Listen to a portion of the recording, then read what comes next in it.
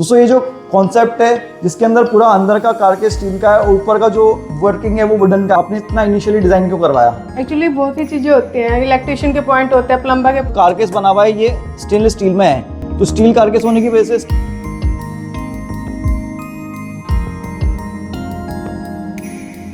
दोस्तों नमस्कार, कैसे हैं आप सब?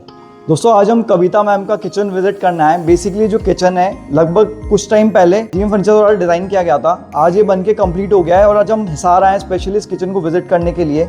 आज मैं आपको इनके ओनर से ही मिलाऊंगा, उनका कैसा एक्सपीरियंस रहा डिज़ाइनिंग को लेकर के और किचन को लेकर वो भी शेयर करूँगा। साथ में आपको एक स्पेशल चीज़ मैं बताना चाहूँगा कि पूरा किचन जो बना हुआ है वो स्टील के अंदर बना हुआ है। जो फ्रंट के शटर पार्ट हैं वो पूरा वुडन बना हुआ है, तो मतलब ये मिक्स कॉन्सेप्ट है।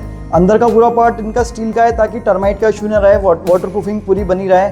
और जो फ्रंट के डोर हैं उसमें फिनिशिंग अच्छी है, साथ में बजट भी इकोनॉमिक हो जाए, उसके लिए पूरा वुडन में बनाया गया है। तो दोस्तों इस पूरे किचन का टूर देखते हैं, आज पूरा किचन को समझते हैं। और अगर अपना किचन प्लान कर रहे हैं, उसको ब्यूटीफुली प्लान करना चाहते हैं, साथ ही ड्यूरेबल बनाना चाहते हैं, तो इस वीडियो को एंड तक देख सकते हैं। सब्सक्राइब कीजिए जीएम फर्नीचर चैनल को मॉड्यूलर किचन पर लेटेस्ट वीडियोस के लिए और कांटेक्ट कीजिए ऑनलाइन किचन डिजाइनिंग सर्विसेज के लिए। दोस्तों इस मॉड्यूलर किचन की पहले मैं बेसिक बातें बता देता हूँ। ये वाला जो वॉल नज़र आ रहा है लगभग 11 फीट का है और ये जो गहराई है लगभग 12.25 फीट है, तो 11.75 बाय 11 फीट का पूरा किचन है। इस किचन को डिज़ाइन करते वक्त फंक्शनलिटी का काफ़ी ध्यान रखा गया, उसी हिसाब से सिंक जोन को अलग बनाया गया है। कुकिंग जोन जो हमारा रहता है प्रिपरेशन के लिए वो अलग बनाया गया है और सारा अप्लायंसेज जोन जो है वो एक साइड में दिया गया है। इस किचन के अंदर एस्थेटिक का भी प्रॉपर ध्यान रखने के लिए इसको ओपन कॉन्सेप्ट में डिज़ाइन किया गया है और ऊपर हैंगिंग लाइट दी गई है। अब मैं आपको एक एक करके अपने किचन का क्या क्या ड्रॉअर सेक्शन इसमें यूज़ हुए हैं, क्या मटेरियल यूज़ हुआ है वो दिखा देता हूँ, फिर उसके बाद में हम मैम से डिस्कस करेंगे।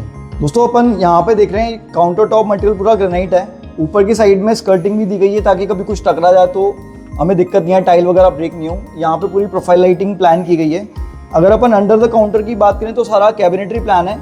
इसके अंदर जो मैंने जैसा आपको बताया था कि पूरा जो कारकेस बना हुआ है ये स्टेनलेस स्टील में है, तो स्टील कारकेस होने की वजह से इसके अंदर कभी भी टर्माइट का इशू नहीं आएगा, साथ ही इसकी ड्यूरेबिलिटी बनी रहेगी। जो ये डोर बनाया गया है वुडन के अंदर, इसके ऊपर पीयू पेंट किया गया है। हैंडल सारे जी प्रोफाइल के अंदर है। यहाँ पे जो ड्रॉअर सिस्टम आप देख रहे हो गोदरेज के टैंडम ड्रॉअर्स प्लान किए गए हैं, तो 3 सेक्शन का एक ड्रॉअर का सिस्टम यहाँ पे बनाया गया है। उसके बाद 3 ड्रॉअर्स यहाँ पे यूज़ किए, क्योंकि जो कुकिंग वाला एरिया होता है वहाँ सबसे ज़्यादा ड्रॉअर्स काम आती है, तो यहाँ पे ड्रॉअर्स को नंबर को मैक्सिमाइज किया गया है। इस जगह पे कटलरी का प्लान है। इसके बाद में एक मल्टीपर्पज़ ड्रॉअर और एक थाली के लिए सेक्शन बनाया गया है। इसी तरह से 2 ड्रॉअर यहाँ पे प्लान किए। अब इसमें एक खास ध्यान देने वाली बात ये है कि जी प्रोफाइल सेक्शन जब हम लगाते हैं तो उसके अंदर हमें हमेशा अलाइनमेंट में ड्रॉअर बनानी चाहिए, मतलब ये वाली जो ड्रॉअर का लाइन है वो पूरा मैच होना चाहिए। इसी तरह से ये वाली ड्रॉअर का मैच होना चाहिए।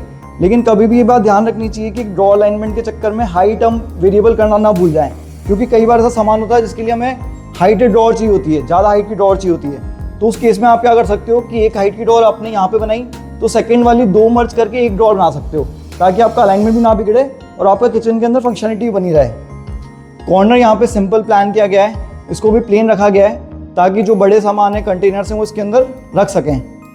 इसके बाद हम बात कर लेते हैं इधर वाले सेक्शन की, जो कि अप्लायंसेस जोन के नाम से अपन समझ सकते हैं। अब इधर वाला जोन की बात करते हैं, आप इलेक्ट्रॉनिक अप्लायंसेस यूज़ करने के लिए स्विच सॉकेट की प्लानिंग की गई थी, उसी के अकॉर्डिंग इसको रखा गया है।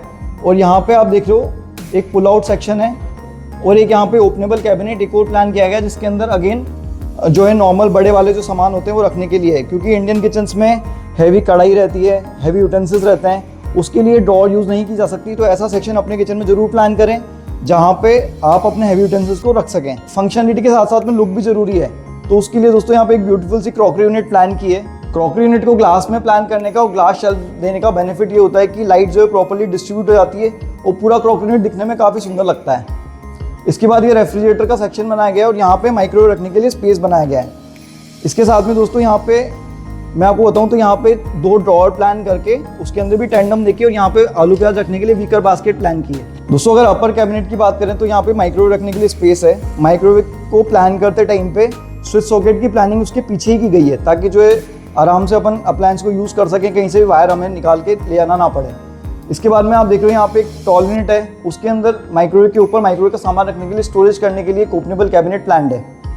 इसके बाद में रेफ्रिजरेटर के ऊपर भी एक कैबिनेट दिया गया है।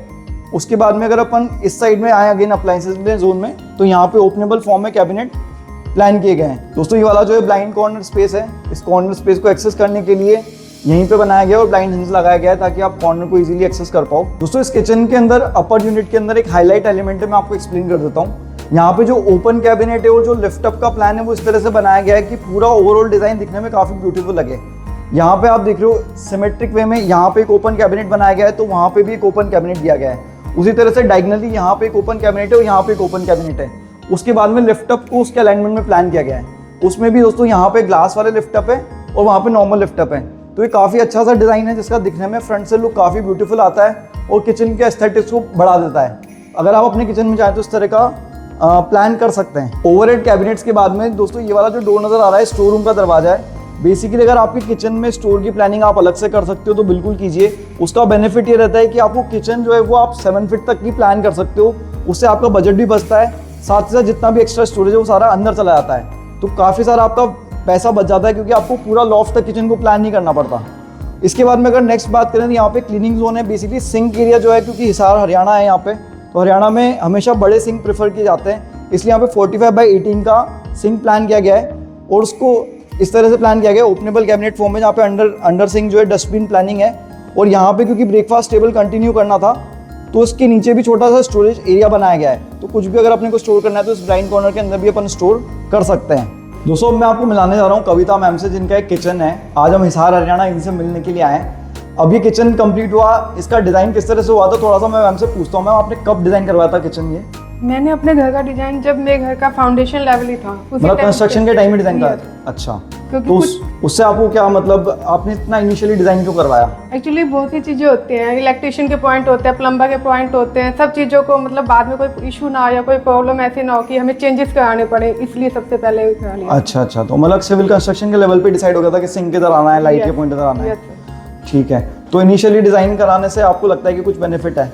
हाँ जी, बहुत बेनिफिट है। मतलब हम पहले ही हमें डिजाइन करने से ये हो जाता है कि हमें कोई चीज़ चेंजेस कराने हैं तो उस टाइम पे ही करा लेते हैं, बाद में लोगों को बाद में ना करना पड़े। तो आपने कितनी बार चेंज कराया आपकी डिज़ाइन के अंदर?